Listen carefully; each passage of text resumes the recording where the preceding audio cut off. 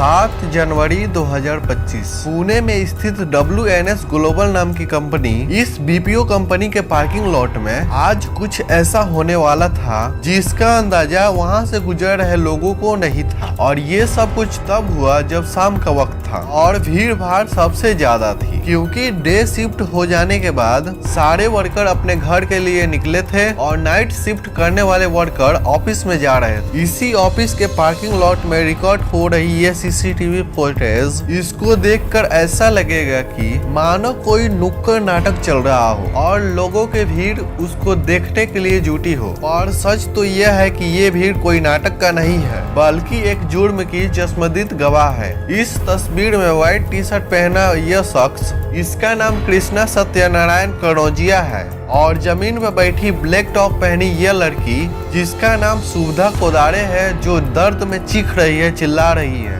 क्योंकि इस शख्स ने हाथ में पकड़े धारदार चाकू से उस पर कई वार किए हैं। इस लड़की का खून काफी तेजी से बह रहा है और खुलेआम हमला करने के बाद भी ये लड़का और उसी लड़के के अगल बगल हाथ में हथियार लिए टहल रहा है। और गौर करने वाली बात यह है कि ये सब कुछ एक भीड़ भाड़ इलाके में हुआ है, जहां सब ये जुर्म को होते हुए देख रहे हैं और उसका अपने फोन से वीडियो भी बना रहे हैं। कोई हिम्मत करके उस लड़की को बचाने नहीं आ रहा है। बस कुछ ही देर में ऐसी घटना घटने वाली है जो आपको अंदर तक हिला देगी, बल्कि आपके जेहन में कई सवाल भी छोड़ जाएगी। दोस्तों, ये केस में आगे बढ़ने से पहले प्लीज वीडियो को लाइक कर दीजिए, चैनल को सब्सक्राइब कर लीजिए। चलिए इस केस में अच्छे से इंट्रोगेट करते हुए आपको ले चलते हैं असली मुजरिम के पास। 28 साल की सुविधा कोदारे 2018 में MBA की पढ़ाई खत्म करने के बाद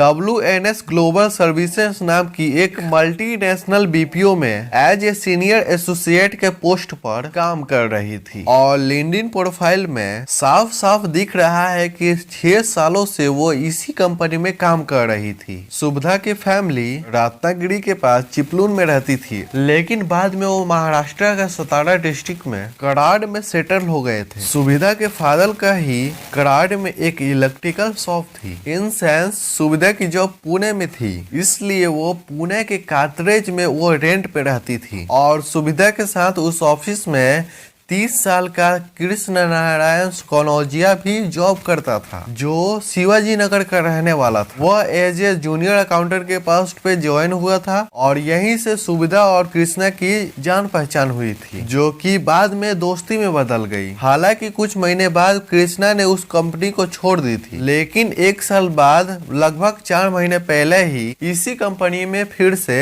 एज ए सीनियर अकाउंटेंट के पोस्ट पे ज्वाइन हुआ था। इस कंपनी में कृष्णा का सबसे ज्यादा कोई दोस्त था और वो थी सुविधा। वही उसके नजर में सबसे अच्छी दोस्त थी। एक दिन सुविधा परेशान हालत में कृष्णा के पास पहुंची और बताया कि उसके पिता को हाई ब्लड शुगर की बीमारी है और कंडीशन सीरियस होने के चलते डॉक्टर ने ऑपरेशन के लिए बोला है, लेकिन उसके पास इतने पैसे नहीं है कि अपने फादर का वो ऑपरेशन करवा सके। सुविधा ने यही रीजन बताकर कृष्णा से 25,000 रुपए देने की रिक्वेस्ट की। अपने इस दोस्त को परेशान देख कृष्णा ने बिना देरी किए अपने सेविंग में से 25,000 रुपए दे दिए। लेकिन बात यहीं पे नहीं रुकी, बल्कि कुछ महीनों में सुविधा कभी 25 और कभी 50,000 रुपए कृष्णा से उधार ले जाती और हर बार वो यही कहती कि उसे इस पैसों की जरूरत अपने पिता के इलाज करवाने के लिए है। कृष्णा भी अपनी दोस्ती की पट्टी अपने आंखों में बांधे बिना कोई सवाल पूछे कृष्णा अपने सेविंग में से पैसा दे दिया करता। यह सिलसिला इतना लंबा चला कि उधारी का फिगर लगभग 4 लाख रुपए तक पहुंच गई। जरा सोचिए, आखिरकार सुविधा ने कितनी बार कृष्णा से उधार पैसे मांगे थे और कृष्णा ने दिए भी थे। कृष्णा को ऑक्सथर्मिक डिसऑर्डर था, जिसके चलते उसकी एक आंख में प्रॉब्लम थी। इसी वजह से उसको हर 2-3 साल में एक मेडिकल प्रोसीजर से गुजरना पड़ता था और यही वजह थी कि जून 2024 में उसकी आई सर्जरी ड्यू थी, क्योंकि कृष्णा को पता था कि आने वाले वक्त में उसको सर्जरी के लिए पैसों की जरूरत पड़ेगी। इसलिए उसने सुविधा से कहा कि वो उसके पैसे लौटा दे। अब हुआ वही जो मोस्ट ऑफ द टाइम लोगों से पैसे मांगने के समय होता है, और वो है दिलासा, आश्वासन या फिर यूं कहे कि वादा। वही वही वादा जो सुविधा ने कृष्णा के साथ किया। उसने कुछ वक्त की मोहलत मांगी कृष्णा से और प्रॉमिस किया कि वो जल्द ही उसके सारे पैसे लौटा देगी। दिन गुजर रहा था लेकिन सुविधा को देख कहीं से नहीं लग रहा था कि वो उधार लिए पैसे को देने के लिए इंटरेस्टेड है। ऐसे तो ऑफिस आवर्स में सुविधा के हाव भाव, बॉडी लैंग्वेज अलग होते, लेकिन जैसे कृष्णा अपने पैसों के लिए बात करता, सुविधा कभी अपने पिता की दवा और कभी वो मेडिकल इमरजेंसी के हवाला देकर थोड़ा वक्त मांग लेती। कृष्णा के पास कोई चारा भी नहीं था क्योंकि रकम बड़ी थी और सिवाय मोहलत देने के वो कुछ कर भी नहीं सकता था। लेकिन धीरे धीरे सुविधा के दिए गए रीजन कृष्णा को एक और बहानेबाजी भी लगने लगे और धीरे धीरे कृष्णा को लगने लगा कि सुविधा वो इस दोस्ती की फायदा उठा रही है। इसलिए वो सच को जानने के खातिर कृष्णा सुविधा के फादर को मिलने पहुंच गया, जहां उसका सामना एक ऐसे सच से हुआ जिसकी उसने उम्मीद भी नहीं की थी। सुविधा के फादर ने कृष्णा को बताया कि उन्हें ना कोई बीमारी है और ना ही उनकी कोई सर्जरी भी हुई है। कृष्णा के लिए ये बहुत बड़ा झटका था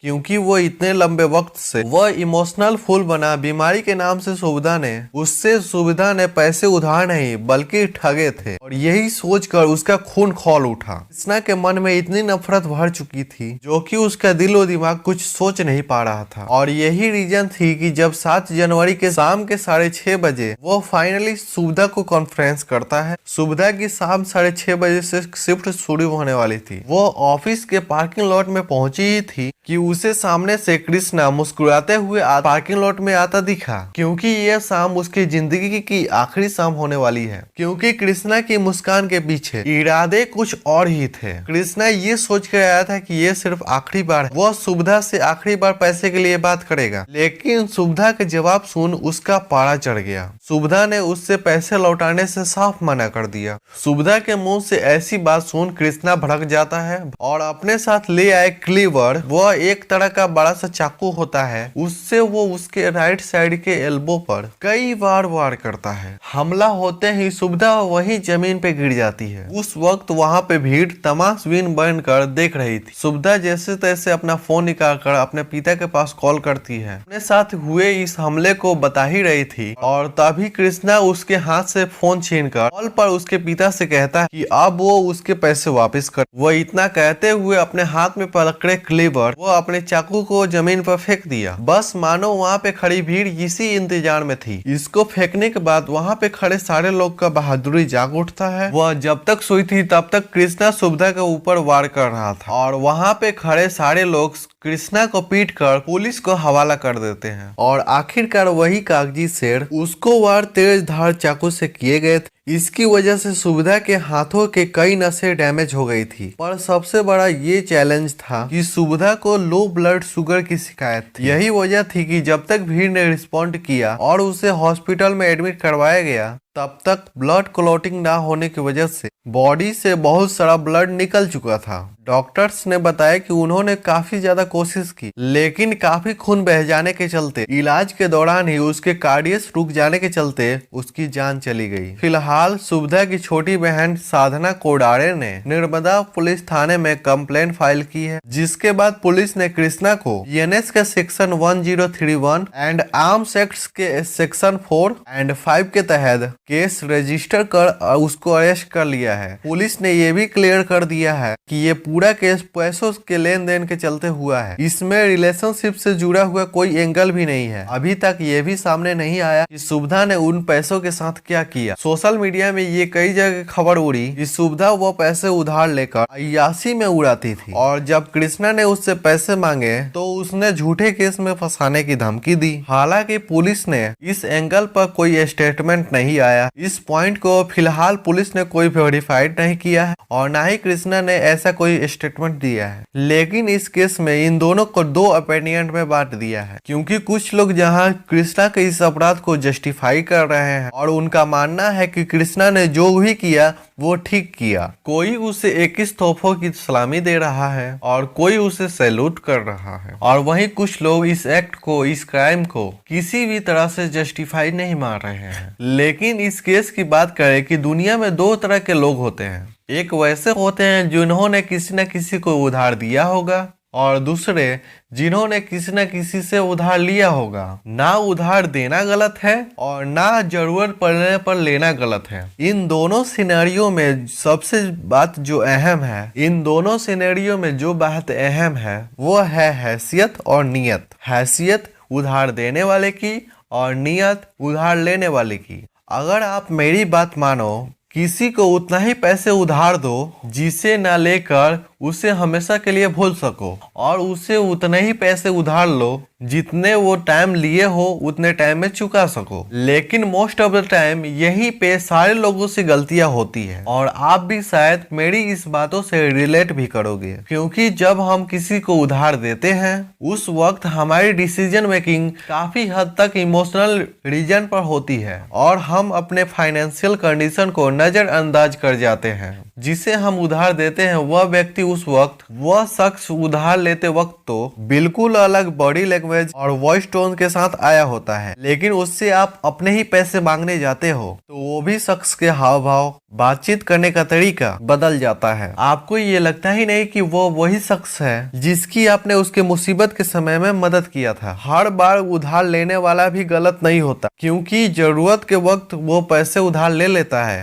लेकिन उसके निर्धारित समय से पहले पैसे उधार देने की ना ही उसके पास कोई फाइनेंशियल प्लानिंग होती है और ना कोई बैकअप स्ट्रेटेजी, और वो इसी चक्कर में फंस जाता। और ये रीजन दोनों पार्टी पे डिपेंड करता है। इस केस में भी जब कृष्णा ने शुरुआत में उधार देने की कोशिश की तो उसे भी एक वक्त पर पैसे देने से रोकना चाहिए था, क्योंकि कभी 25, कभी 50,000, जब कभी आप इतना बड़ा अमाउंट उधार दे रहे हो, वो भी तब जब कभी आने वाले वक्त में आपकी भी सर्जरी ड्यू है और आपको मेडिकल एक्सपेंस आने वाला है, लेकिन फिर भी आपने खुद ही पैसे उधार देने शुरू की, और एक और दो बार नहीं बल्कि पूरे 4 लाख रुपए उधार दे डाले। फिलहाल सुविधा ने कृष्णा से पैसे किस लिए लिए ये वजह अभी सामने नहीं आई है, लेकिन जो वजह, जो इमोशनल गेम खेलकर वो अपने दोस्त से पैसे लिए हैं भी गलत ही है, जिसका अंजाम अनफॉर्चुनेटली बहुत ही बुरा ही हुआ। इन पैसों के खेल में जहाँ पे एक ने अपनी जान गंवाई और वहीं दूसरे ने अपनी आजादी गंवाई दी। पैसे की लेन देन से अक्सर